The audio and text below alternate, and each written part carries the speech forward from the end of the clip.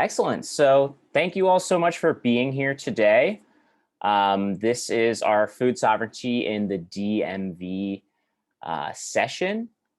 And I'm excited to moderate this panel. Some familiar faces, some people who I've yet to meet, but nonetheless, looking forward to hearing from all of you and learning from your expertise. My name is Joe Galarraga. I'm a faculty assistant with SIEGE, Center for Community Engagement, Environmental Justice and Health. And this is the 7th symposium, UMD Symposium on Environmental Justice and Health Disparities. And I think maybe just to get started, we can kind of go around and have everybody introduce themselves. Let's begin with some introductions and tell us about your work related to food justice, any organizations you represent, the kind of work that you're doing, et cetera. So maybe we can start with you, Brittany. Yeah, great. Thank you so much, Joe. Really excited to be here with everyone. Great to see some familiar faces and to meet some new people as well. So my name is Brittany Drakeford. I work as an executive team member or a planning team member with the Capital Market, formerly the Capital Market of 20743. The Capital Market is a community-based farmers market that really has 3 main missions in Prince George's County. First, we work to provide healthy, affordable food options to our neighbors in Capitol Heights, which the 20743, that's the zip code, but now also our surrounding community. We also help to support the growth of local agribusinesses and other businesses owned and operated by people of color. And most importantly for us, we really help to advocate and educate for equitable and culturally aware food systems. So at the Capital Market, we recognize the negative impact that racial inequality has had in our food system. And so our focus is really looking at finding ways to advocate for a more just food system, everywhere from starting with the farm all the way down to looking at food waste in our communities. And so we want to create a marketplace where people can shop in meaningful ways, but also connect with their neighbors. So we see our work not just as food related, but also as community building. So we work to transform vacant spaces and underestimated communities into active and engaging places. And so, yeah, we really see our work as community building. So using food as a fun, creative tool, or not just a fun, creative tool, but almost as an organizing and advocacy tool. Excellent. Thanks, Brittany. Let's go to Aita. Thanks, everyone. Thanks for being here today. My name is Amaize, and I'm here today representing Ourspace World. And we are based in southern Prince George's County, Maryland, and we're a Black-led nonprofit whose mission is to cooperatively educate and organize squads of land stewards and earth healers. Our approach is to help systematically disadvantaged farmers, builders, healers, and educators attain sovereignty and sustainability. Our work with food justice comes from a lens of land justice. And I think there's someone unmuted. It's a little distracting, sorry.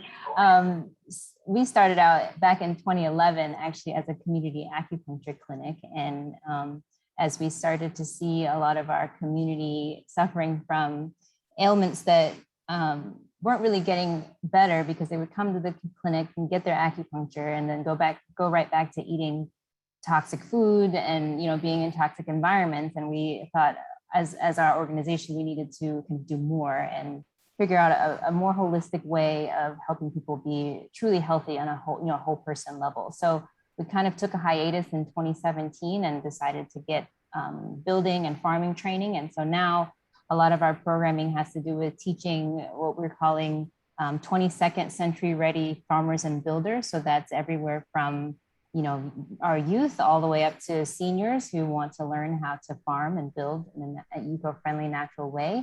But also part of our work has to do with organizing cooperatives. So it's not enough to learn how to farm and build, but also, you need to learn how to build community and kind of get away from that individualistic mentality. So as part of that work, we've organized Black families together to pool their resources, and we're trying to get them to together acquire land to grow on. So that's been our work since late 2019, and kind of COVID really catapulted our work because everyone was acutely aware of how important food sovereignty is. So thanks for having me.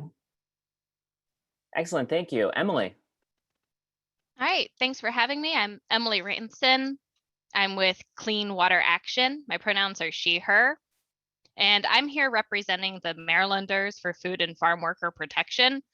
We're a diverse coalition that uses advocacy, grassroots organizing, and public education, trying to win basic safety and health rights for poultry workers, crab pickers, and field workers who have been rendered vulnerable by our industrialized food system. Our coalition grew out of concerns for farm workers who were being exposed to pesticides, especially during that nationwide PPE shortage right as COVID-19 hit. So we're a relatively new coalition. But then from there, we really pivoted for advocating for food and farm workers to be included in some of the big legislation that was passing this last legislative session against a proposal to expand minimum wage exemptions, and then for a protective standard that will keep food system workers healthy and safe during this pandemic, but then moving forward. Thanks, Emily. Let's go to Sydney.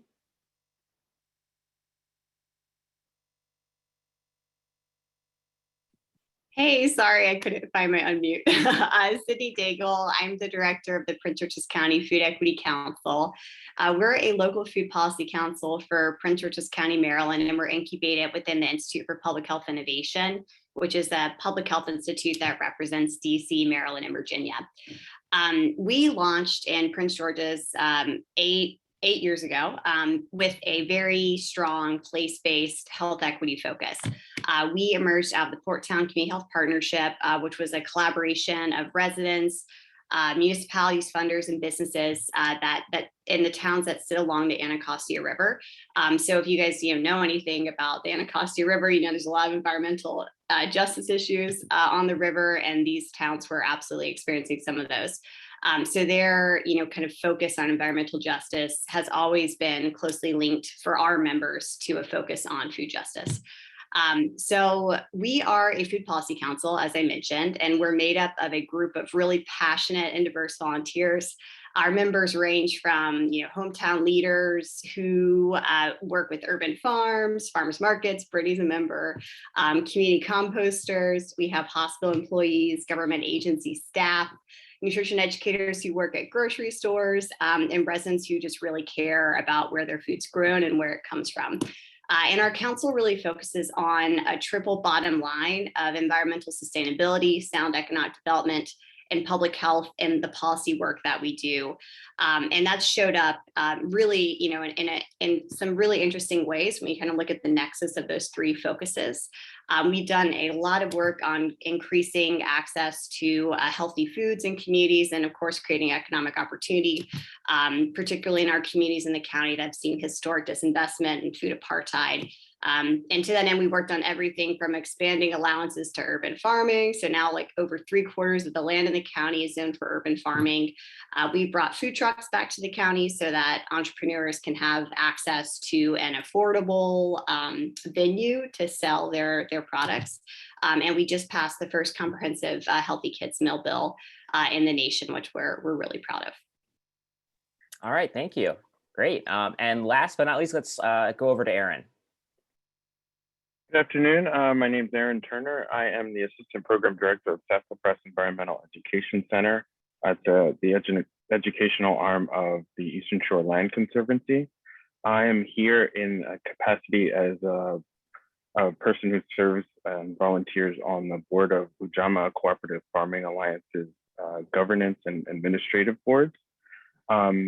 And I really found Ujamaa at this crux of the work that I do in agroecology, where I teach young people about the value of being able to support yourself and nurture the planet through regenerative agriculture.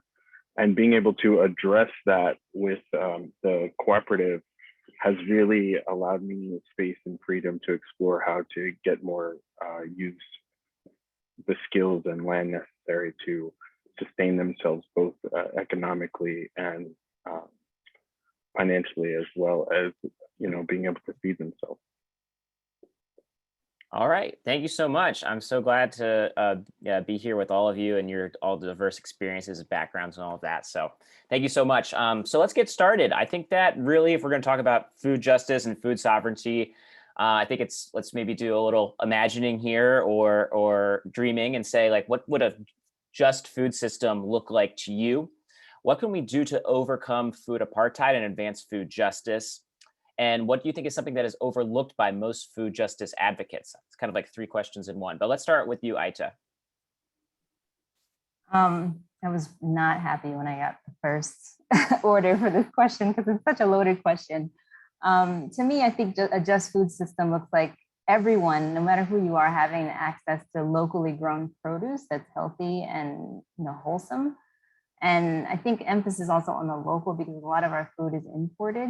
I think that to me has a lot to do with land access because if you don't have access to land, ultimately you wouldn't have access to the means of production when it comes to food. So about solutions to food apartheid to me have a lot to do with empowering communities to not only grow their own food, but also take their existing capital out of the existing industrialized food system. So that is everything from fast food chains to industrially farmed meats, vegetables, all of those toxic systems. So not only growing our own, but also divesting from those systems. So, but kind of on a even more macro level, to us, as a Black-led organization, we see kind of cities and urban centers almost like on the verge of collapse, right? So we've seen this happen with COVID. People are finding more outdoor spaces, for health and safety reasons, but also city infrastructure is crumbling. We have rising heat and indices. But as a people, we were originally agrarian people. And so if you look at history, Black folks fled from slavery to urban centers, and then we had white flight that took resources with them. And so now, we have these pockets of cities where Black folks are left with very little resources. And city life, as we know, is vulnerable to poor land access, right? So you can only build so many apartments, so many condos, so many, footprint as far as access to land. So if you don't have, and sister mentioned looking for vacant spaces to grow, rooftop gardens, et cetera. But I think a larger vision is to get Black folks used to and kind of in the mentality of going back to our history, right? Coming back to the rural parts and cultivating land outside of cities. So that's one kind of line of thinking. But then transition to your question about something that's overlooked by food justice advocates. And I don't know if this is necessarily true. And just want to disclose that I haven't been in this food space for very long. I kind of got into it in the last 4 or 5 years. But I also do think that there's generally a siloed approach to food justice. So if you're about food, you're only about food, right? So we have to, I think from me as a public health researcher and, full disclosure, I'm a doctoral candidate in the School of Public Health and Health Policy and Management. Food apartheid is connected to so many other social systems, right? So feeding people healthy food is just one piece of the larger pot of what I think a holistic solution should be, right? So you have to enable systems change that tie into what I was talking before about whole person health, right? So if you give a community fresh produce, if they don't know how to cook it, what good is that? If they don't have time to cook it because they're going from job to job, they don't have reliable transportation, your food solution is only one piece of the puzzle, right? And so you have to almost shift the lifestyle to be able to fully transform a food system. So that goes into housing, to transportation, to all of the environmental aspects of a lifestyle that needs to change to actually uplift the farmers and growers in our communities. So yeah, that's all I'll say. Great. No, excellent. Comprehensive answer. Thank you so much. Emily? Yeah, so a just food system, in our view, also needs to be expansive and include the workers throughout the production line. And our current food system, especially when we're looking at that production aspect, is very exploitative. It relies on low-wage workers. Oftentimes, they're working on piecemeal rates. So you have a direct influence to there's that pressure for that worker to work even if it's to their own physical or health detriment. And workers don't have any sort of power to influence those working conditions. So many are undocumented. Others who may have legal status are relying on a system that discourages them from speaking out because they are relying on that employer to bring them back the next season. Especially in Maryland, our agricultural system really relies on a backbone of migrant labor. And then I also want, though, to second that local sentiment, connecting local and sustainable farmers, because we do have a lot of really good sustainable food production. We really need to help tie that into our local markets. I mean, we think of ourselves, I'm very focused on Maryland, but a lot of our surrounding states, we have a lot of really good laws and policies that can protect workers, that can incentivize farmers to do sustainable practices for both people and the planet. But when we win those food justice supporting laws and policies, we also need to keep that food production within our region. So that way those laws and policies can continue to impact our system. It's in none of our best interests if that food production goes out to the Midwest where we have really large agribusiness. Thank you, Emily. Yeah, I think that's a great point too. That you have to think about workers. I think that's been really highlighted throughout the COVID-19 pandemic, certainly as well. So thank you for that. Sydney, I want to go to you for this question too. Yeah, well, I really have nothing to add to the vision piece because Ida and Emily totally nailed it. I think, though, I will talk a little bit about what my pet peeve is whenever it comes to kind of working in food justice. I actually have two. That's what I'm going to use my minute on. So the first is that I think I really talked to this point, it's really hard to make a living farming. I mean, it's almost next to impossible to make a living wage farming if you're selling directly to consumers, which is what we want. I as a consumer want that. I want to be able to buy from the farms in our county. And we really need to think about ways to subsidize farming in general for the little guys, not just like the large corporate subsidies we see.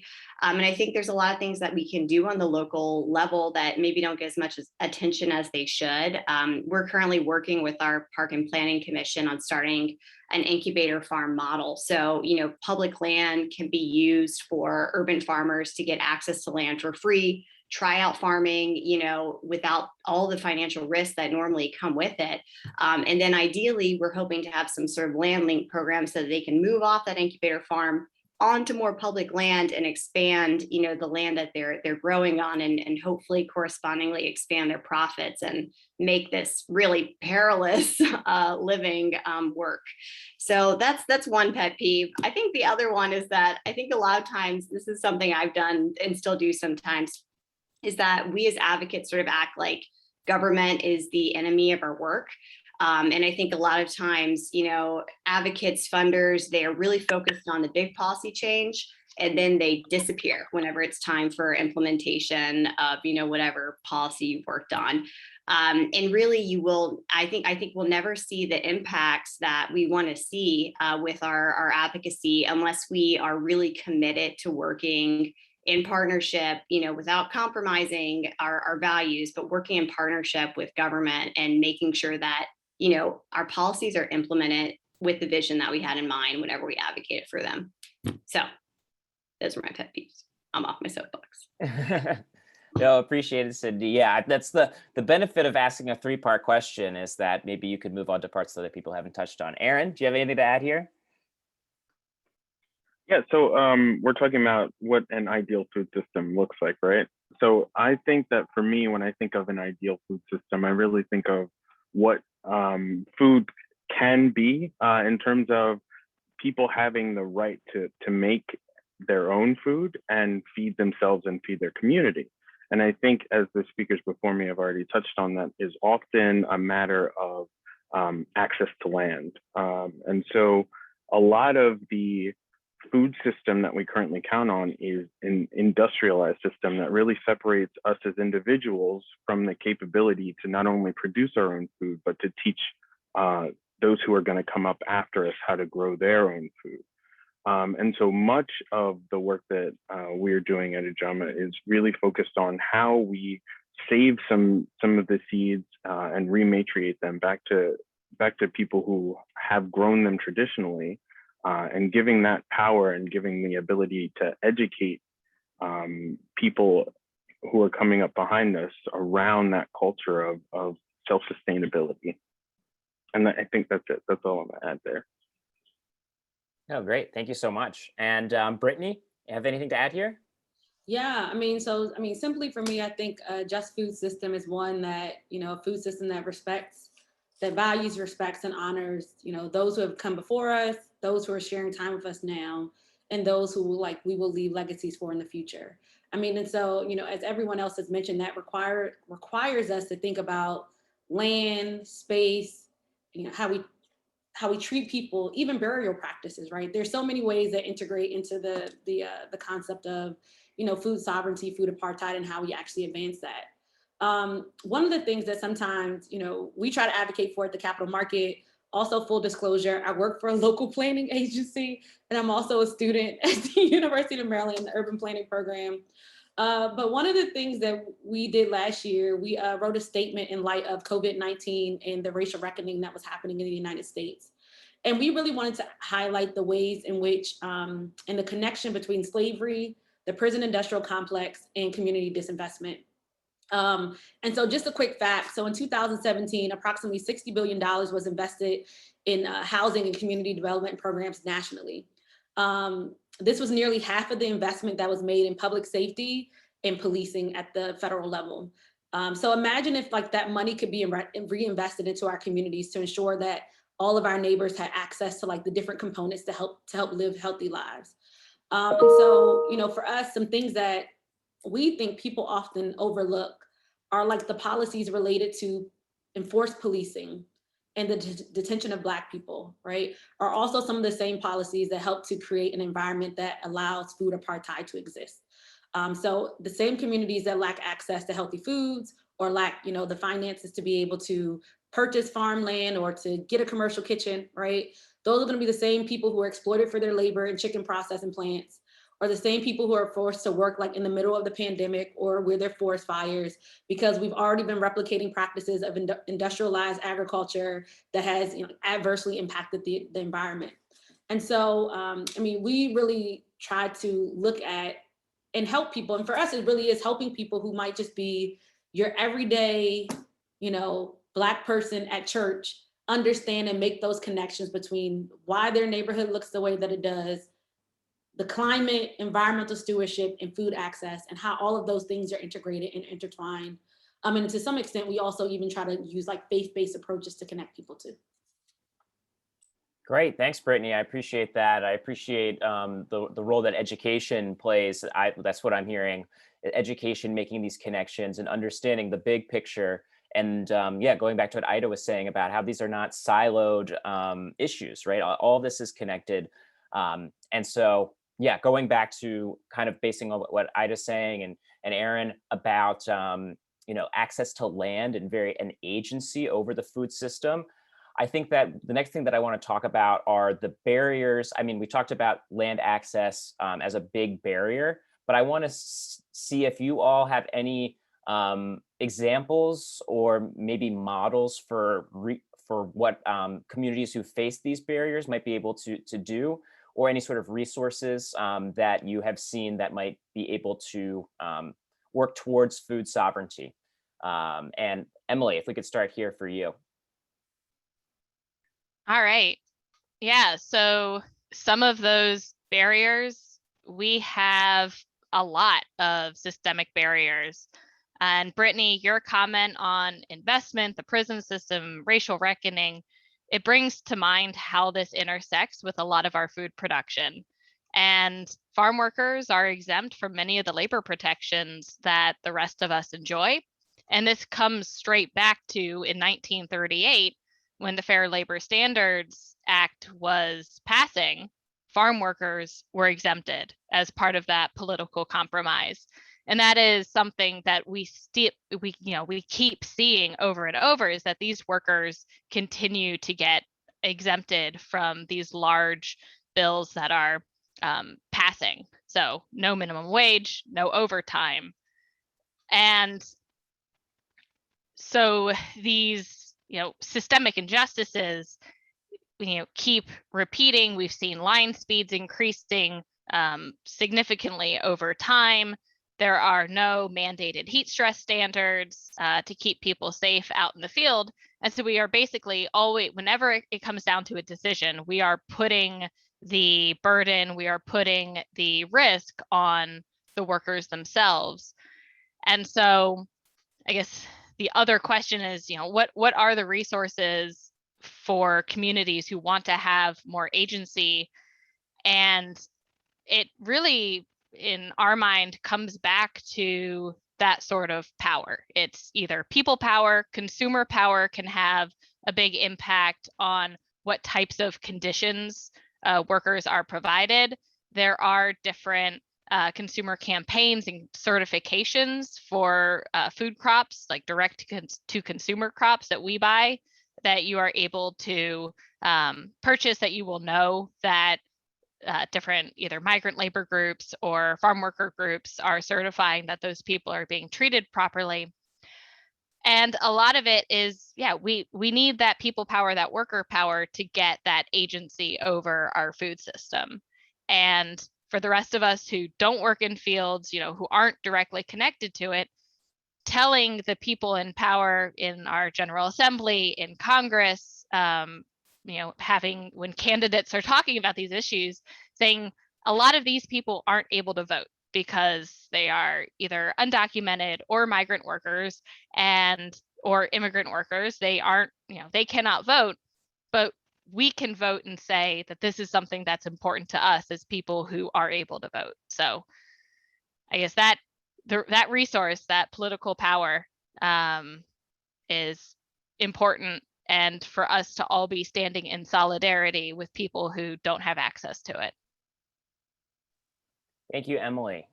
Erin, do you have anything that you want to talk about with regards to barriers that people might face and any resources towards better agency, food sovereignty? Yeah, I'd like to talk about, we all like to talk about land as a major barrier, but why? So I live in Kent County, which is a very rural Maryland county, really rich in farmland. So farmland is all around, but in the history of the county, there's not been an indigenous Black or person of color farmer independently in the county. And, the question is why? Why is that? Even now, why is that? And it really, for me, comes down to a conversation about, seats of power. It's really small seats of power that are still highly coveted and held sacred, like USDA seats, NRCS seats, local county seats, that it really is still quite closed off and difficult for individuals to break into that conversation. But I think one of the resources, one of the really powerful things that's happening right now in especially our communities is our ability to have voice, right? To be able to speak at a level with enough voices to address this need as a community. It's really given us all an ability to be heard, to start to address those concerns, or to be heard by people who are sitting in those seats that we wouldn't normally have been able to reach. All right, thank you. Yeah, this coming back to this people power that Emily was talking about. Sydney, do you want to follow up here? Yeah, I think I will just again parrot that power building is our most critical resource. It's the best way to invest time. I think what's frustrating about that kind of really critical work of building power in communities when it comes to food justice is that often it goes unpaid. I think about people in Prince George's. I think about, the work that the Food Justice Coalition of 20743 has done for years. And it's been, volunteer labor, after a job or however many jobs people are holding, these days, like it's been stuff that people are doing in their free time. And that's just not the case, at least that I've seen in other sectors. You know, I look at the more traditional, you know, kind of environmental space, and I think about all the organizers that I've run across in my personal life and professional life where they've been paid to do that community organizing work. So we really need to resource that, you know, especially when we're talking about food apartheid, we're talking about the racial injustices that we see in our food system.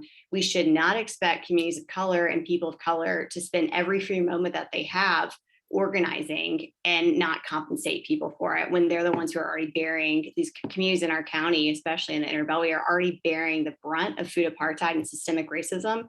It's just one more thing to say, all right, now that you have like a few minutes, you know, free time, go out there and build power in your community.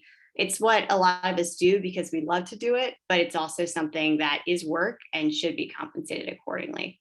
And I'll just say, as far as, you know, resources go, I do think, you know, food justice coalitions, food policy councils, any sort of organization where you're working in partnership and in coalition with others, you'll be able to amplify your power. And so I think that sort of deep collaborative and partnership building work is really essential to start to move the needle on these issues. Thanks, Sydney. Yeah, I appreciate that perspective. You know, as somebody who works very closely with Dr. Wilson, he's always talking about following the money, like where's the money going? How are people being resourced to do work? To, you know, you can have people with great intentions and brilliant minds, but if they're under-resourced and don't have the capacity to carry out this work, it's draining. And later today, I think that we have at 3:40, it's the Donors of Color Network are going to be talking about how, you know, funding EJ and funding equity initiatives and things like that. So hopefully have some more insight into that coming up later today. Brittany, I wanted to see if you had anything to add here to this conversation. Yeah, I mean, you know, thank you, Sydney, for just highlighting. I mean, it is like a lot of extra labor. We started logging our like quote unquote volunteer hours, or the time that we spend, you know, working on the market. And if we actually put in, you know, using like Maryland's, you know, volunteer hours, your volunteer rate, which I think sits around like $27 to $30 an hour. I mean, you know, you have community members already probably put it in $100,000 of work just in volunteer time, right? But for us, what we've done, I mean, really to get at the capital issue, so I'll talk about that more so around the capital issue, particularly around land, is we've been working with like faith-based institutions. So what we found, and this is something, and we're hopefully trying to work with our partner organization. So our fiscal sponsor for the capital market is Gethsemane United Methodist Church, which is the church in the neighborhood where we work. It's a community of about 200 individuals. And so we also work with several other faith-based institutions in the county. So I do not want to not include them because they will be on me after this. But they have lots of land, right? So, you know, the Black church in the Black community, they have found ways, you know, particularly in Prince George's County. Prince George's County has the highest concentration of mega churches in the United States. So these are churches with very large congregations. So they have, you know, they've managed to do some collective organizing and are able to actually pull their resources together. So we work with faith-based institutions who have land, and we say, okay, where do you have land? How might we be able to partner with you to get farmers to farm some of that land? Because we're already working with communities. They're already working with communities who are experiencing some of these issues. I mean, just this past 2 weeks, we've been trying to find commercial kitchen space. And so the first people that we called up were all of the churches, because we know that the churches have daycare centers, they're cooking meals. So we're like, who has a commercial kitchen space that I know you all have not been using for the past 18 months, right? So how can we get into there and actually see this work and see like for us, this marketplace that we're building, not just as, you know, this is business, but really as an opportunity to build, again, building community and building community capital at all different types of scales. Great, thanks, Brittany. And Aita, maybe we could wrap up with you. Yeah, I couldn't agree more with what you just said, Brittany. Just to veggie back on what everyone's saying, I think community is key, really. I mean, people think that EJ communities have no resources within them, and that just couldn't be more wrong. I mean, just because resources may be low, we have all sorts of creativity, talents, like Brittany was saying, there's land within our communities that are being underutilized. So just give a quick example of, our community of families.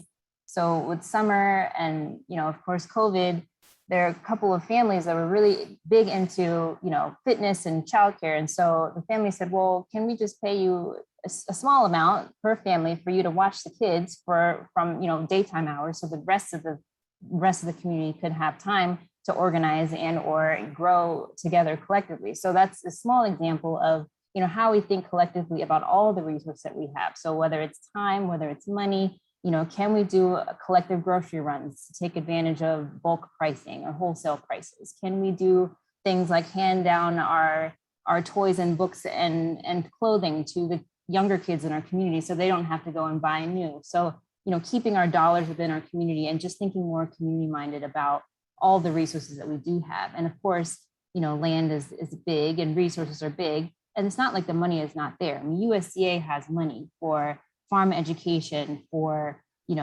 farm to classroom education, for existing farmers to get value added enhancements to their farm work. But which farmer has the time to be sitting behind a computer and doing these grants, right? So, I was like, okay, well, if USDA has the money and the issue is access, let's figure out how to learn these grants.gov systems and get this money to the farmers. So if USDA is not going to change their ways and their bureaucracies, we as young people, folks that are, in the technology age, can use our skills to, bring these resources to the farmers. So there are ways. You just have to, dig deep and figure out what resources we actually have, pool them, and make things happen. Excellent.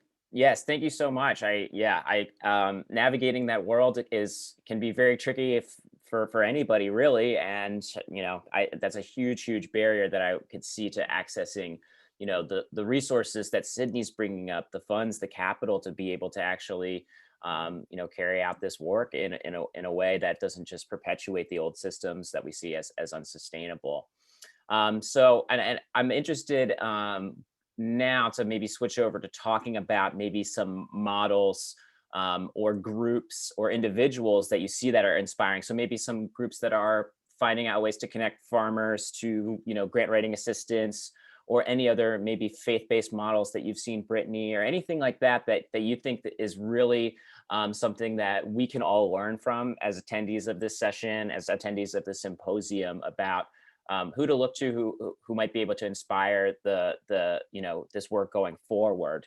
So any individuals, groups that you find inspiring, and what drew you to this work? And I want to pose this question first to you, Erin.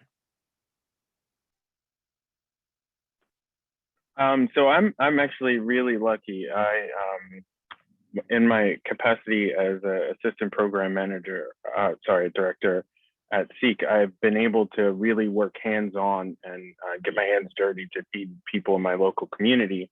And so to have met Benita Deeb of Ujamaa Cooperative Farming Alliance, who is doing amazing things right now for our community, was a really special meeting at the Mayo Clinic back in 2019. And she's really allowed me to be able to connect to amazing people like you all in small local nonprofit organizations and in institutions of higher learning, to be able to continue to work on this issue. But there a lot of the work that we're doing is very local. It is very community oriented. It is in the churches. It is local nonprofits. It is food pantries. And again, I think it comes back to how are we collectively maybe working together on these things and collaborating. So I think that Benita posed the solution to answer Sydney's question from before. You pay people who are trying to farm locally. You pay them, make it a livable wage that other people around individuals in a community can then eat local healthy food, by someone they know, from someone they know. Great, thank you. Definitely hear that. Sydney, I want to hear what you think and any sort of models and anybody who's inspiring you in this space. Yeah, well, I mean, at risk for being like a Brittany Drakeford fangirl here, I really am very inspired by the work that the capital market team has done, and all the fellow organizers that Brittany's working with as part of the Food Justice Coalition 20743 in the past. They emerged in response to a grocery store closing in Capitol Heights, in Seat Pleasant in the county. I think it's just really cool how they went from like a crisis situation to like creating something absolutely beautiful and a place of like celebration in the community. And I think that's, when I think about like people and models that inspire me in the food space, I think it's those models that are both, focused on kind of community organizing, building power, but also are really cultivating beauty and celebrating diversity. And I think, we're kind of blessed in Prince George's to have a number of organizations that, we can look to regularly. I think Eco City Farms is another really good example of, an urban farm that has started again from a crisis situation. People did not have really anywhere to go that sold locally produced organic food in their community. They started an urban farm, they expanded, now they're like training urban farmers. They're about to start an incubator farm that I mentioned earlier on park and planning land. And they do it all through really honoring the super diverse farmers that they have as part of their organization. And just really growing and putting a lot of energy into art in their spaces, and again, just like really focusing on building beauty. So I mean, I think that's this work is hard, and you really have to celebrate to get through regularly. So that's what's inspiring to me. Great. Yeah. I think I think that something that's very inspiring is that seeing something that comes from a place of, like you said, a place of crisis, and not only does it become something that's that it just is, it's sustaining itself. It's maybe, okay, this is the one thing that really got us together, but realizing now we have people together, let's continue using that power. So that's very inspiring to me as well. Brittany, who's inspiring you? What's inspiring you? Yeah, I mean, so Sydney, I was going to, shout out the Food Equity Council primarily because the Food Equity Council, and Sydney mentioned this earlier, this is something that I really want to just double down on, is the fact that as you're doing advocacy-based work, the implementation aspect is so key. And so in my work in the planning department, having an advocacy group actually be there lockstep and actually seeing the implementation and really thinking critically about how we can ensure practices that we're coming up with and thinking about as a community, that it can actually happen, and that we're doing it the way that community is envisioning it is really important. Some other organizations that I will, really appreciate are Black Dirt Farm Collective. This is a collective of farmers, throughout the DC region, also some based on the Eastern Shore, who are now, I believe, situated in Prince George's County, who have helped me just learn and introduce me to the food space and to think more critically about the relationship between food, agriculture, community planning, the built environment, and those aspects. Some people that we look towards as an organization would definitely be the Black Church Food Security Network, which is based out of Baltimore, which also uses a faith-based practice to connect faith-based institutions in the city and in other places around doing this network. So one of the programs that we have at the market is called a farmer buyback. So after each market, we actually buy back unsold produce from our farmers. That helps to reduce the risk to them of coming out to the market. It also helps to divert food waste. And then we take that produce and we, work with community partners, primarily churches, to distribute it to people in need, right? And so that is, really some models that we've gotten from the Black Church Food Security Network. Another organization which is tangentially related would be Centers for Heirs Property Preservation. They're based out in South Carolina, and one of the things in some of our research we saw is that, African-American farmers and farmers of color, at one point, there were tons of farmers of color. And then over the years, I believe almost 100 million acres of farmland have been lost. So please don't correct, if that's not accurate, just correct the number. And so one of the primary reasons that it has happened is through like air property, which is Black families have held their land. And so the Center for Heirs Property actually works with, they're based in South Carolina, and they actually work with families who might have land whose like titles are all messed up, and actually help them, one, clean up their titles, which is super important, but then they also help them think about, families think about new ways that they can use their land, whether if it's for timber, whether it's for agriculture, or connecting them with other farmers. So I think that's also just a really great model that they do as well. Excellent. Yes, thanks for sharing those models with us. Aita? Yeah, I want to echo what's been shared. I think another kind of big player, not necessarily in the farm space necessarily, but I do think they're part and parcel of the legacy of Black farmers in this country, and that's the Federation of Southern Cooperatives. And they're not based in this area. However, they've been for decades now advocating and fighting for farmer cooperatives in the South, rural South. And their model for farming is a lot different from, I guess, what you consider kind of a solo farmer model. They're big on cooperative farms because in the rural space and rural South, that's kind of the only way that these farms can sustain year in and year out. And by having a federation of cooperatives, meaning they are organizing cooperatives, the cooperatives can assist each other. So for example, if a cooperative is suffering because of some climate issue, for example, maybe another cooperative can come and buy up their produce to help them out. So there's that kind of a larger scale collaboration among existing partners that's really inspiring to us. And so that's been something that we're trying to cultivate more cooperative farming, because we know that that single farmer, single family farmer is really not sustainable on many levels. Thank you so much. I'm getting a theme about we can't be siloed, right? That we have to work together, community, uplifting each other, and using each other's, working together to pool resources. So thanks for that. Emily, can you wrap this one up for us?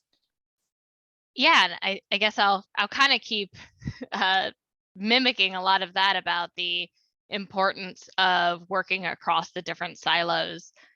So I'll say the main reason for me to be in this work and for our coalition to exist is because of our frontline partners.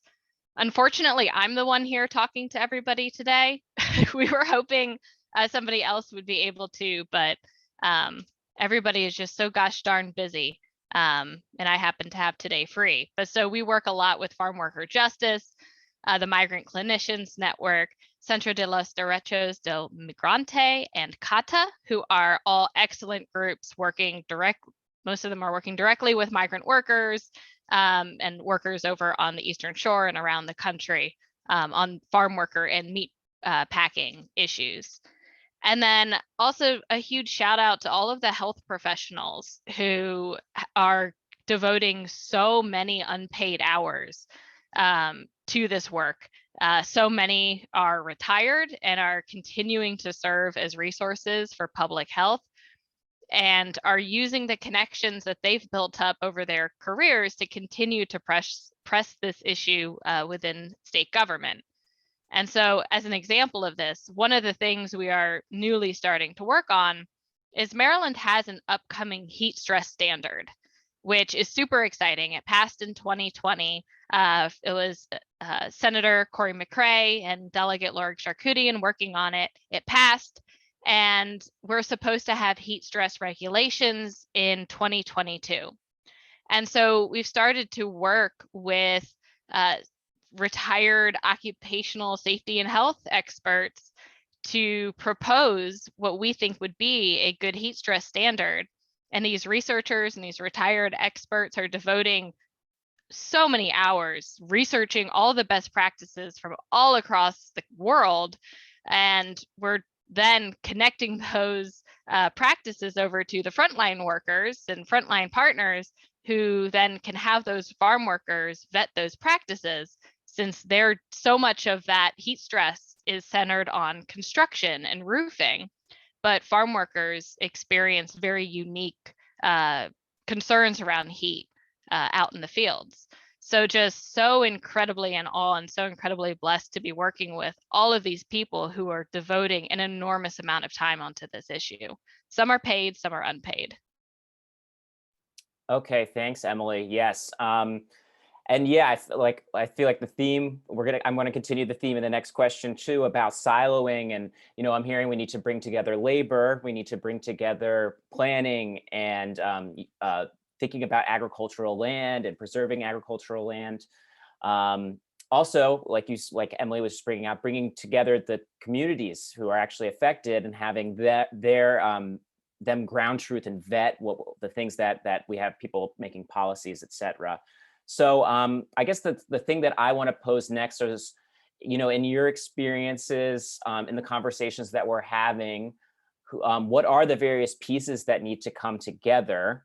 What roles do we see, like agriculture and health, urban planning, etc., these various disciplines have when it comes to producing the just food system? And I want to start with you, Sydney, on this question. Yeah.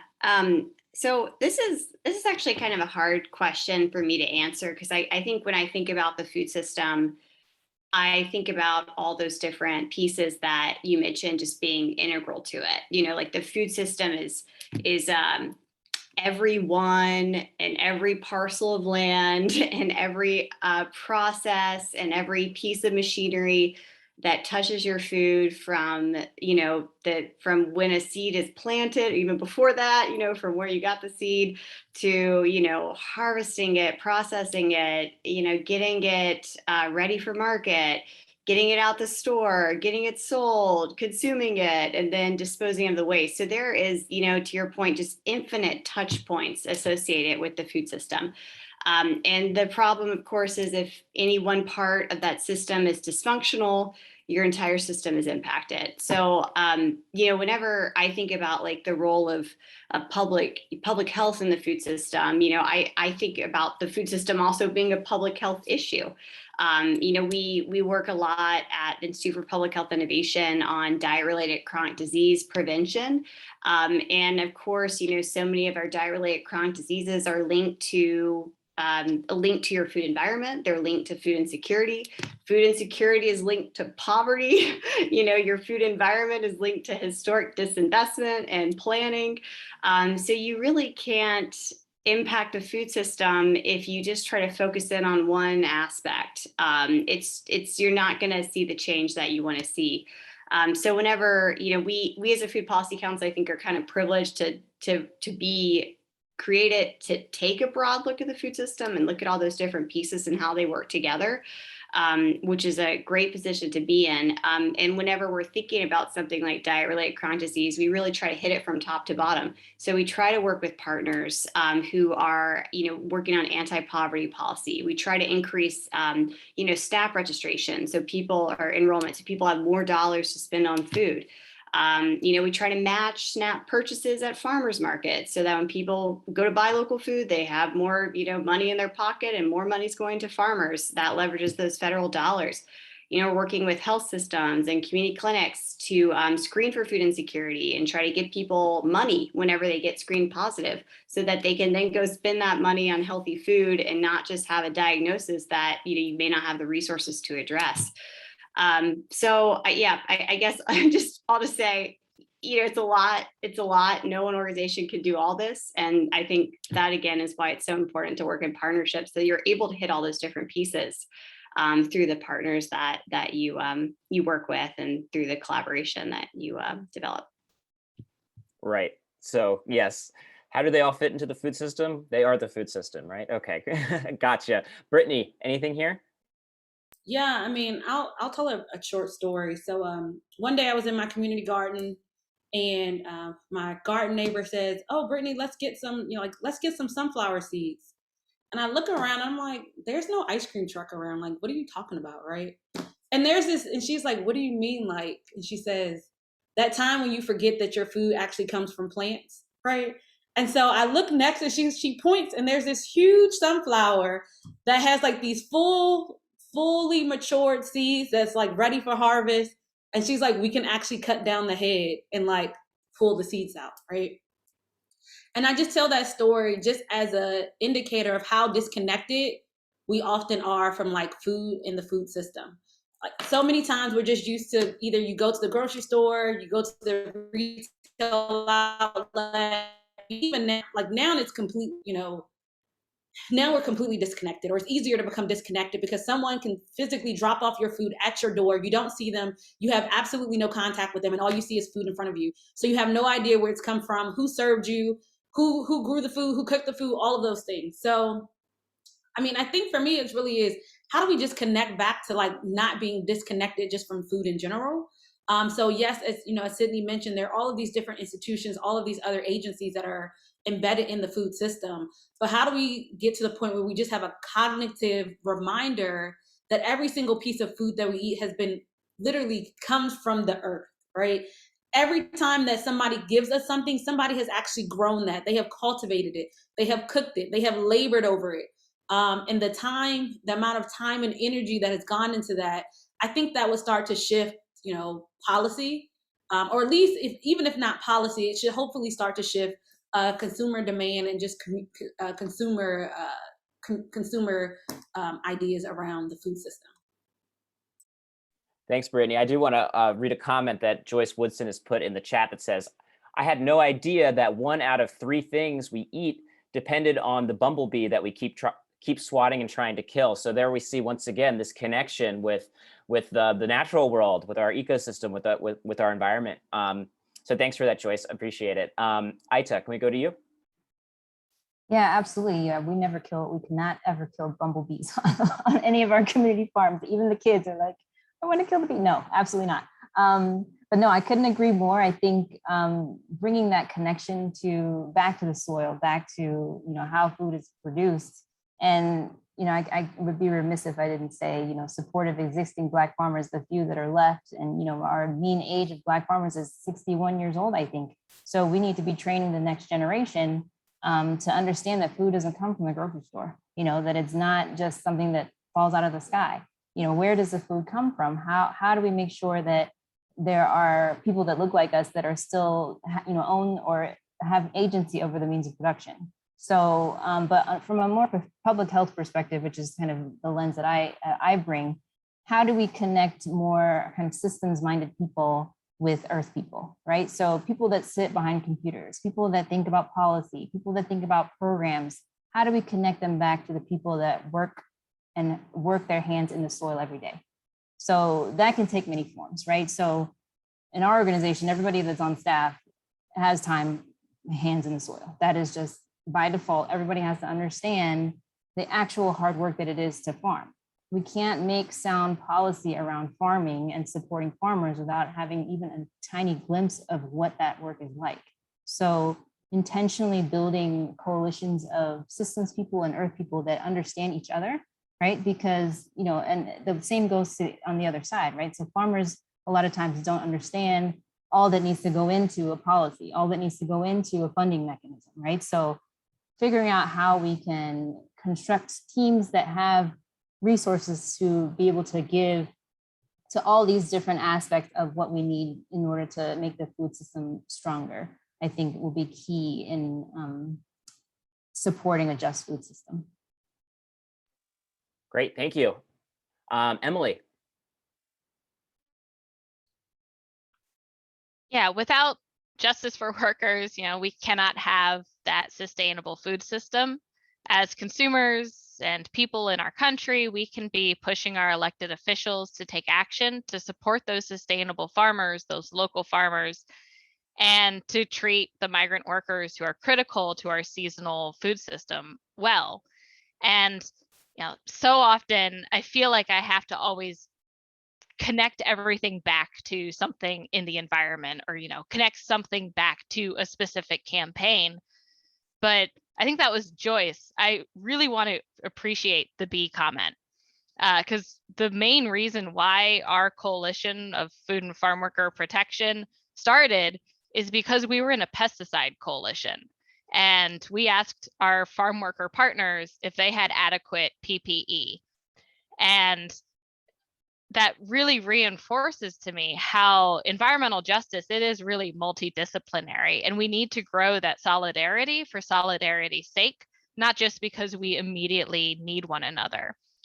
Because did a year and a half ago or 2 years ago, before the pandemic, did I think I'd be spending time working on an emergency temporary standard and aerosolized disease practices? Probably not. But those partners brought us in and saying, at that beginning of the pandemic, as the meat packing plants became coronavirus hotspots and some shut down, there was a shock in our food system because our food system is not resilient. And that lack of resiliency is bad for the environment. It's bad for people. It's bad for the planet. And so that example of that on the Eastern Shore, we had what's called a depopulation event. So about 2 million chickens were slaughtered en masse. And our waste system is not designed to handle that. I work on water policy. So having this massive amount of dead chickens is a problem. Our system's designed to send those millions of chickens to a slaughterhouse where they're packaged up and sent out. And when you suddenly have just 2 million full, healthy, rotting birds, that's a significant problem. So, waste, workers, bees, water, consumer, people, dinner, it's all connected. And we have to, let ourselves be a little bit more flexible in taking that leap and coming back to solidarity for solidarity's sake. Thank you, Emily. Erin, we're going to wrap up this question with you, and then I'm going to go to Q&A because we have about 10 minutes left, okay? All right. I want to just talk about resiliency in the food system. I'll piggyback. So as an agroecologist, my focus is really on how, as human beings, we can be agriculturalists in a way that is sustainable to our ecology, to our environment. And ecology is biodiversity, right? Mother Nature has already shown us over and over and over again how to be successful. It's biodiversity, diversity, right? So that leads back to all of these other big questions that Sydney and Brittany were speaking about. So, biodiversity, farmer diversity, farm diversity, grocery store diversity, it's about limiting the monopoly and really focusing on how we get greenhouses, on every third block here in Zone 7 we're now living in. All of us in Maryland are now in Zone 7, which is crazy. But that means that we can all have, inexpensive greenhouses on every third block that can feed people for long into November and as early as February, right? So I think that being able to really capitalize on inexpensive resources that the government, local, state, regional, and national government can start to communicate with people who are building grassroots community activism around building that diversity, building that farm diversity, and figuring out how to get some of our open spaces transitioned into reliable, equitable, free food, really free food, because abundance is real, and we should be giving abundance to people who need it. Thank you, Erin. Well, we're going to be wrapping up shortly. We have about 7 minutes left. I encourage anybody who has a question to put it into the chat. I'll read it aloud. Also, Rami, who is a member of SIEGE, is looking at questions on the Whova platform as well. So I want to pose to you a question. This seems a bit of a clarifying question from the Whova Q&A, and this is from Francine Baker. And Francine says, I missed the comment on screening for food insecurity. Who screens for that, and where can we send families for screening? So does anybody have any ideas about screening for food insecurity, whether it be in a jurisdiction or anything like that? Erin, did I see your hand? Yeah, this local school system. Local school system is the easiest way to screen for young people anyway, who are in need of food. Yeah, and I think I talked a little bit about screening for food insecurity in relation to a program that we're working on called the Prince George's Fresh program. And it's a Food as Medicine initiative where we're partnering with a few health systems and primary care practices to have the primary care practices screen all their patients for food insecurity, and then folks who are screened as positive, then they get $20 a week in a voucher to spend at Giant on fresh and frozen fruits and vegetables. It's a pilot program. We can't, we only have like a very small number of slots at the moment, but it's something that I'm really hoping has the ability to scale up to the full county and to the state. I think there's opportunities to find these like points, between people who have money, like our health systems, and advocates who want to work on things like, increasing healthy food access in a way that really honors choice and honors the food that people want to buy, and allows them to kind of buy the food they want that fits in with their cultural foodways. So yeah, that was check out PT Fresh, guys, and encourage people to fund it. All right, well, thank you, Sydney. We are almost done here. I want to thank all of you for your time. Thanks for joining us on the panel. It was such a pleasure to moderate this session. Thanks for sharing all of your knowledge and expertise. I do want to point out that Emily has put in the chat at the local level. You can get involved in your planning board, agricultural planning boards, land preservation boards, things like that. I wanted to say we have about 4 minutes left. If anybody wants to go around and share ways that people can get involved in the food justice movement in the DMV or beyond, that can be how we wrap up. And yes, thanks so much. Maybe we'll start here with Brittany. Sorry, I was trying to unmute myself. So I encourage, if you are interested, come out to the Capital Market. I'll put in our web address in the chat box. And we also do agriculture classes as well. So feel free to reach out to us and visit. Great, Aita? I would say the same thing. We have lots of programming coming up also around getting well acquainted with the soil. Every other Sunday, especially for Black and Indigenous folks, we really have a focus there. We have what we're calling Community Jam from like 9 to noon. Come out to our community farm and get your hands dirty. And also, if any students are on the call and they're looking for an internship, we have opportunities to help with grant writing, strategic planning, and our youth field school. So get in touch and grow some food. I think that's super important. And I kind of hope that it's challenging and then you failed, you're on your first try. So you think about that farmer that grew that food and how much skill did it take? Because I really think it will change your perspective on a lot of things. So I think when you do succeed, bring a friend and grow some more food. So that's all I'll share. Thanks so much. Erin.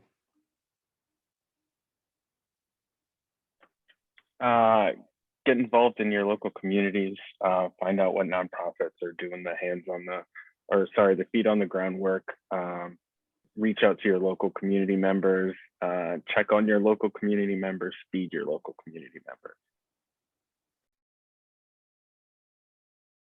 I muted myself. I was doing so well. Sydney? You really have done well, Joe. So I would say, of course, I have to say, join your local food policy council. A lot of jurisdictions in our region have one. I'll drop in the Food Equity Council's link into the chat. And I'll also say donate to Black-run organizations, businesses, nonprofits that are in this space. Put your money where your mouth is. All right, and Emily, anything you want to add to what you had in the chat? Yeah, just that, so much of our local government right now is on Zoom or these different streaming platforms. So it's a great opportunity. Many of these meetings of planning boards and whatever different advisory boards are active in your county, they will be online. And so you can start to get your feet wet, see if it's something interesting, see what they're discussing, see what parcels are coming up for potential ag pres. All right, well, thank you, Emily, and thanks to everybody. Like I said, this was a real pleasure. Happy you could join us today. We have more sessions coming up related to food and EJ and equity and funding, all of the above. So please join us, continue to join us at the symposium, and thanks so much. Thanks for joining. Take care, everybody.